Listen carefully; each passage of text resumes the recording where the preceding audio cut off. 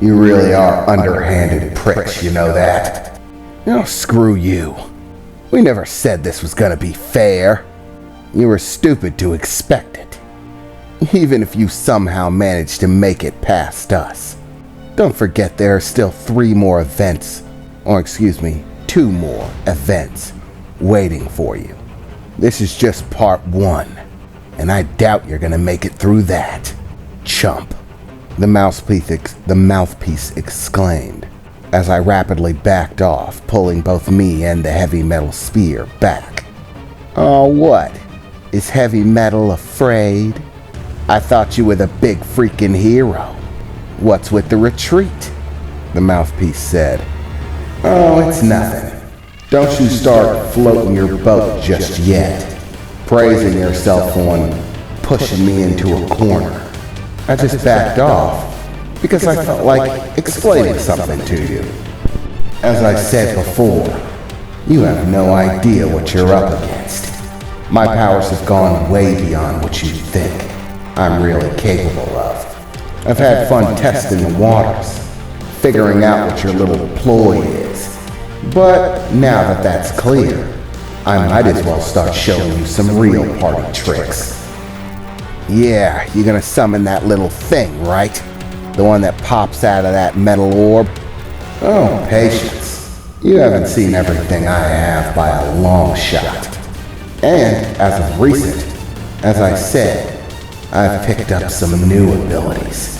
I already told you, my powers just keep getting stronger. And as of lately, I've found an exceptionally useful one.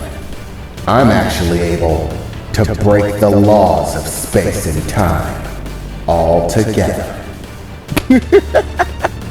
The mouthpiece laughed out. You're kidding me, right? You expect me to believe that load of crap?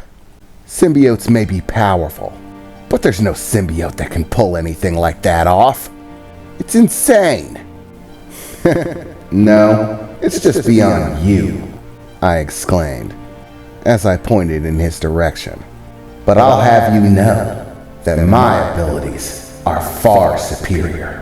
I'm able to use my telepathic wavelength to create vibrations in space and time. And that's only the tip of the iceberg. If you don't believe me, I said, as I curled one of my fists into a tight ball, reeling back as if I was about to throw a haymaker. Then I'll demonstrate.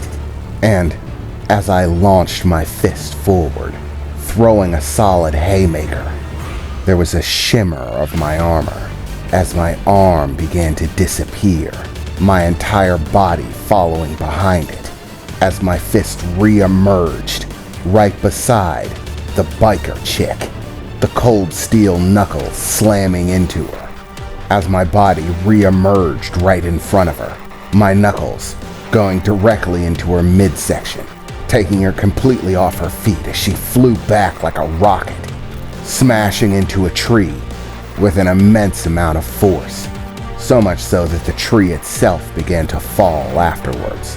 You could hear the cracking of wood as the tree clattered to the ground, as did the biker chick. After sailing nearly 40 foot and hitting the tree like a rocket, she was down for the count. You see, as I said, I can bend the fabric of space and time, instantly be anywhere that I want to be, I said as I looked over to the mouthpiece, who had a look of sheer panic on his face. What the hell? And on top of that, not only have I been able to break the barrier of space and time, but doing so has granted me an immense amount of physical strength. I'm much stronger than your average symbiote now. The physical limitations I used to have are a distant memory. You say that the game won't be over unless I'm able to knock you out in a single hit. Well, safe to say, I don't think it'll be a problem, I said as the steel sphere broke itself down into a liquid, no longer having that woman as a threat.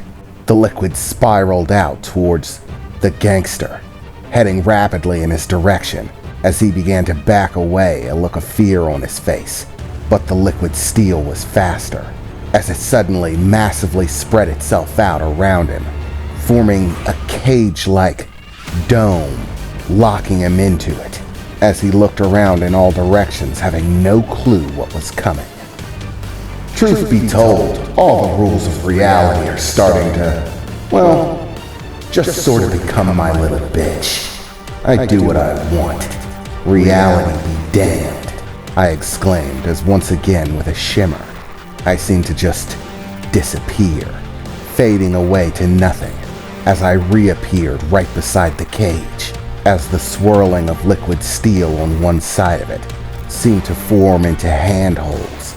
Inside of the cage, large disc-like shapes beginning to form from it, as powerful vibrations began to emit, creating an earth-shattering amount of noise, as the sound waves within the cage erupted, so loud it was deafening to anyone nearby, as the gangster inside of the cage attempted to cover his ears, with his mouth hanging open. I have no doubt he was screaming bloody murder. However, over the powerful sound emitted by the cage itself, he appeared to just be yelling silent, his mouth hanging open, as he covered his ears, staring into the air above him, as in a set of bright, colorful explosions that went off around him, cascading into a massive burst that ripped out from the cage.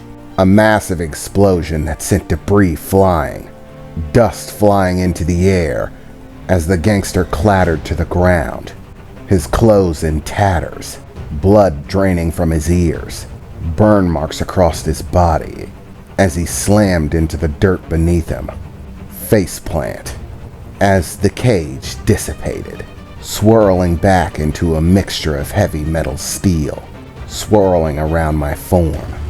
You would be surprised what sound is capable of when you can manipulate it just right. As you can see, it can be quite detrimental, I said as the mouthpiece stared at me, gritting his teeth. You bastard. You're gonna pay for that. And who's gonna make me? You? The only thing you seem capable of doing is running your trap. You're already 2 guys down in your little master plan that's supposed to kill me. It doesn't look like I'm going to have a hard time making it through this step at all. I assume I'll be moving on to the next one pretty shortly. So what? You expect me to believe that you're just all-powerful or some crap like that? Don't make me laugh, he said, as I could see he was breaking. There's no way. It's some kind of trick. You're just playing a game with me. It's an illusion or something. That would be an interesting trick to pick up. But as of yet, I haven't been able to master making illusions. I find real physical attacks far more useful. But in that tiny mind of yours, I don't surmise you have much in the way of imagination. After all, I've been swimming around inside of it since this fight started. And I have to tell you, it's not very interesting in there. All fairly typical. What? He exclaimed as the look of fear grew even more intense in the moment. What are you talking about? I told you, the rules of reality have basically started to become my bitch.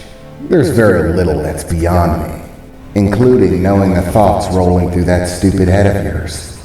Most of it's pretty boring. Don't give me that bullshit! You can't read my mind! Oh yeah? I replied, as he grit his teeth at me, in disbelief. When you were 5, you never told anyone, but you used to fantasize about your sister's superstar Angie dolls. Oh, and you wet your bed until you were 9, I exclaimed, as he got a very disturbed look on his face. No freaking way. This ain't fucking happening. Simmons, take care of this asshole already. You do know what's on the line, right?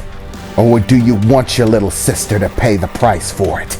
He said, frantically at this point, looking over to Simmons, who grit his teeth, as he began to rush in my direction, throwing balls of acid that I began to dodge, moving around as I ran the opposite direction away from it, and the fight continued.